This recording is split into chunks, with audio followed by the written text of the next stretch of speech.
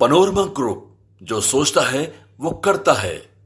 नमस्कार, न्यूज हाट के खास प्रोग्राम सियासत में आप सभी दर्शकों का बहुत बहुत स्वागत है।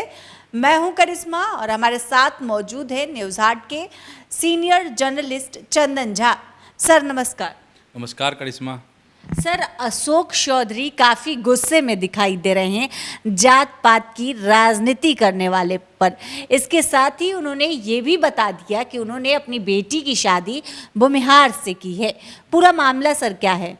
हाँ, पूरा मामला यही है कि थोड़ा सा पीछे चलना पड़ेगा। जहानाबाद में थे अशोक चौधरी, कद्दावर मंत्री हैं, नहीं जदयू के नेता हैं और कहा जाता है कि नीतीश के करीबी भी हैं। जो वो बिफरे हुए थे, गुस्सा थे और जो अपनी बात कह रहे थे, उसके पीछे की बात यह है कि जो लोकसभा चुनाव हुआ था, तो कहा जाता है कि लोकसभा चुनाव में जो भूमिहार समाज के जो वोटर हैं, उन्होंने एनडीए प्रत्याशी को वोट नहीं दिया, क्योंकि एनडीए प्रत्याशी जो थे वो जदयू का कैंडिडेट वहाँ पर था और अति पिछड़ा समाज से कैंडिडेट था।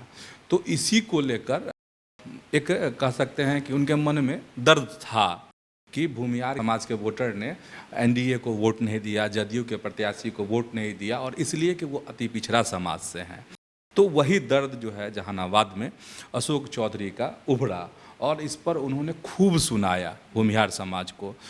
कई पुरानी बातें भी उन्होंने कही और उन्होंने कहा कि देखिए, बिहार में ऐसा एक भी उदाहरण नहीं है कि जहां भूमिहार का गांव हो और नीतीश की सरकार ने, नीतीश कुमार ने वहाँ सड़क नहीं बनवाई हो। कोई मतलब उनके कहने का तात्पर्य ये था कि कोई भेदभाव किया गया हो। लेकिन वो दुख जता रहे थे कि बताइए, आपके समाज का अगर कोई कैंडिडेट रहता है तो आप खुश हो जाते हैं, आप बम बम रहते हैं। लेकिन अगर अति पिछड़ा समाज से अगर कैंडिडेट किसी को बनाया गया और जब वोट देने की बारी आई, वोट देने का वक्त आया, तो आप दिल्ली और बम्बई भाग गए। मतलब जो पिछला लोकसभा चुनाव हुआ, कहा जाता है कि ये वहाँ पे खेल हुआ था, जिस वजह से वहाँ शिकस्त खानी पड़ी थी जदयू के प्रत्याशी को। उनको चुनाव में हार का सामना करना पड़ा था। चंद्रेश्वर चंद्रवंशी वहाँ प्रत्याशी थे और अभी जो हैं सुरेंद्र यादव वहाँ से जीते हैं वर्ग के लोकसभा चुनाव में जहानाबाद से। तो उसी को लेकर के समाज को कहा कि खूब सुना रहे थे। लेकिन इसमें अशोक चौधरी ने एक बात और भी कही कि देखिए, मेरी बेटी का जो ब्याह हुआ है, जो शादी हुई है, वो तो भूमिहार समाज से ही हुई है, के लड़के से हुई है, भूमिहार है मेरा दामाद, नहीं। और वो यह भी कह रहे हैं कि जहानाबाद के पत्ते पत्ते से हम वाकिफ़ हैं। और अपने पिताजी के बारे में उन्होंने कहा कि मेरे पिताजी यहाँ के विधायक रह चुके हैं, तो हम हर कुछ जानते हैं। और उनका यह भी कहना था अशोक चौधरी का कि सबसे बड़ी बात वो यही कह रहे थे अपने कार्यकर्ताओं को उत्साहित करने के लिहाज से भी, कि एक उदाहरण दे रहे थे अशोक चौधरी, कह रहे थे कि देखिए, अभी नीतीश कुमार ने मुझे मंत्री बनाया है, अगर कल के डेट में मुझे हटा दिया जाता है तो क्या मैं नीतीश कुमार के बारे में अनर्गल बातें करूंगा? क्या गलत शब्दों का इस्तेमाल करूंगा मुख्यमंत्री के बारे में? अगर मैं करता हूं तो ये मेरी गद्दारी होगी। इस तरह की बात वो मतलब उनके का भाव यही था। तो और वो यह कहना चाह रहे थे कि कार्यकर्ता ऐसा होना चाहिए जो सुख में भी साथ रहे और दुख में भी साथ रहे।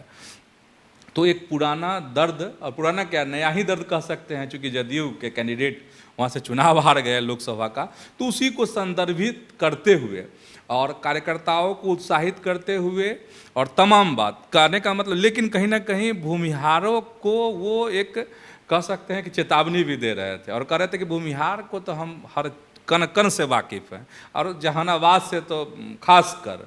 और इसीलिए उन्होंने उदाहरण दिया कि देखिए, मेरी बेटी का ब्याह भी भूमिहार में समाज में हुआ है। तो इस तरीके से मतलब चेतावनी भी, पुरानी बातें भी, किस्सा भी, अपने पिताजी का हवाला भी उन्होंने दिया और इस तरीके से घेरने की कोशिश की कि आप लोग जो हैं सो क्यों नहीं वोट किए। जदयू के प्रत्याशी को। सवाल भी उन्होंने समाज के सामने, जहानाबाद के जो लोग हैं उनके सामने और भूमिहार समाज के जो वोटर हैं उनके सामने सवाल भी छोड़ दिया है कि हर बार जो है मनमाफिक चीज़ें नहीं होती हैं।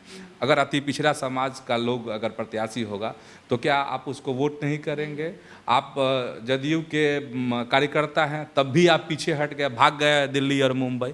तो इस तरह का सवाल वो उठा रहे थे।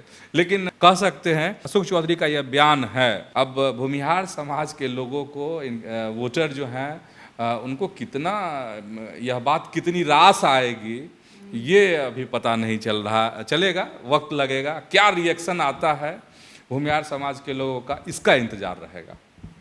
सर, ममता बनर्जी ने जब से बयान दिया है बिहार, आंध्र प्रदेश और यूपी को लेकर, उसके बाद से सियासत काफ़ी गरमाई हुई है। अब अशोक चौधरी की बेटी शांभवी काफ़ी गुस्से में दिखाई दे रही है और उन्होंने ममता बनर्जी पर अपना भड़ास निकाल दिया है। शांभवी कह रही है कि अपना घर संभलता नहीं है उनसे।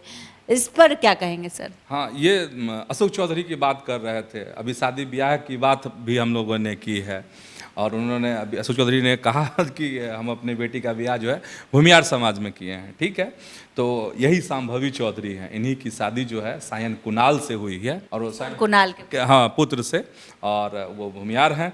तो खैर, अब हम उनकी बातों पर आते हैं। शांभवी अपनी बातों को जोरदार तरीके से रखती हैं। लोगों ने देखा भी है जो संसद में किस तरीके से बात अपना वो रखती हैं। बिल्कुल। तो इस बार जो है वो भड़की हैं किस पर? तो ममता बनर्जी पर। और भड़कना स्वाभाविक भी है क्योंकि पिछले दिन ममता बनर्जी का जो बयान आया था जिसमें ममता बनर्जी कहती हैं कि बंगाल अगर जलेगा तो नॉर्थ ईस्ट पूरा जलेगा, बिहार जलेगा, उत्तर प्रदेश जलेगा और उड़ीसा जलेगा, असम जलेगा, दिल्ली जलेगा, मतलब पूरा देश ही जल जाएगा। मोदी कुर्सी से हटे और मोदी कुर्सी से हट जाएंगे, उनको हटा के रहेंगे, इस तरह की बातें उन्होंने की थी। तो खैर, मोदी की कुर्सी से हटना नहीं हटना तो सियासत की बात है, लेकिन पूरे देश को जो चेतावनी दी है वो लोगों को चुभ रहा है। और कई नेताओं के बयान आए हैं, तो आज शांभवी चौधरी का भी बयान आया है और शांभवी चौधरी जो है इस पर भड़की हुई हैं और वो कह रही हैं कि अपना तो राज्य संभलता नहीं है और बिहार को जलाने की बात करती हैं, देश को जलाने की बात करती है। हाँ, और शांभवी चौधरी कह रही हैं कि बिहार में बेहतरीन शासन व्यवस्था है नीतीश कुमार के नेतृत्व में। तो इस तरह के उनके बयान हैं। अब दर्शक जो अपने दर्शक हैं, न्यूज़ हार्ट सुधी दर्शक, उनको वो तो जानते ही होंगे कि आखिर मतलब ममता बनर्जी के बयान इस तरह के क्यों आए। इसलिए आए कि वहाँ पर जो आरजीकर मेडिकल कॉलेज है, वहाँ की एक ट्रेनी डॉक्टर के साथ जो है रेप की घटना सामने आई और कहा जाता है कि उसकी हत्या भी कर दी गई। खैर सीबीआई उसकी जांच कर रही है उस मामले, तो उसको लेकर वहाँ आंदोलन हो रहे हैं पश्चिम बंगाल में, कोलकाता में। भी हाँ, तो भाजपा ने बंद का आह्वान किया था और उसमें भी कई तरह की घटना सामने आई। तो उन्हीं सब चीज़ों को लेकर ममता बनर्जी भड़की हुई हैं और उसी पे उन्होंने कहा था कि पूरा देश जलेगा अगर बंगाल जलता है तो। लेकिन ममता बनर्जी की इस बयान का जो है खूब निंदा हो रही है हर जगह। तो आज शांभवी चौधरी ने भी उनको आईना दिखा दिया है ममता बनर्जी को। सर, सुल्तानगंज और बख्तियारपुर को लेकर अब बीजेपी और जदयू आमने सामने हो गई है, क्या है पूरा मामला?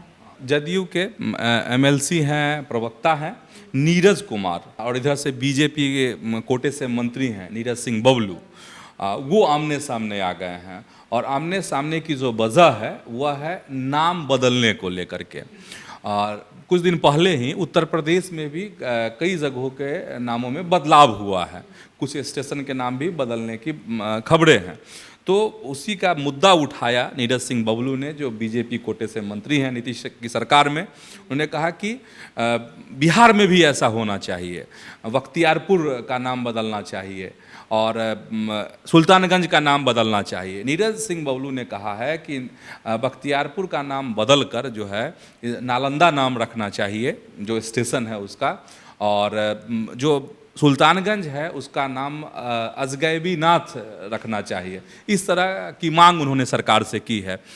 लेकिन जदयू के जो प्रवक्ता हैं नीरज कुमार और एमएलसी हैं, उन्होंने इस पर नाराज़गी जताई और कहा कि ऐसा बिहार में नहीं होने वाला है। उन्होंने तर्क भी दिया कि जो बख्तियारपुर जो है, नीरज सिंह बबलू का यह तर्क था कि यह जो नाम पड़ा बख्तियारपुर, वो बख्तियार खिलजी की वजह से नाम पड़ा है, जिसने नालंदा विश्वविद्यालय को कभी जला दिया था। नीरज कुमार जो प्रवक्ता हैं जदयू के, उनका कहना है कि नहीं, इस बात में सच्चाई नहीं है, नाम तो बदलना ही नहीं चाहिए। सच्चाई यह है कि बख्तियार काकी नाम के एक सूफी संत हुआ करते थे, और वह गांव था, 250 लोग गांव उसमें रहते थे, और उन्हीं के नाम पर इस जगह का नामकरण है।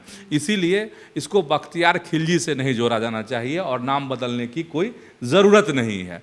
तो कह सकते हैं हम लोग करिश्मा इस खबर के माध्यम से कि इस मसले पर फिर जो है जदयू और बीजेपी आमने सामने है। फिर इसलिए कि पिछली बार जब सरकार थी एनडीए की, तो उस समय में भी इस तरह के प्रस्ताव मांग जो है बीजेपी के तमाम विधायक और मंत्रियों के द्वारा की गई थी। फिर वही मसला जो है उठने लगा है नाम बदलाव को लेकर। लेकिन अब क्या पिछले बार भी कुछ ऐसा हुआ नहीं, कोई बदलाव तो हुए नहीं थे नाम में। इस बार अब क्या होता है पता नहीं, लेकिन अभी जो पता है वो यही है कि जदयू और बीजेपी इस मसले पर आमने सामने है।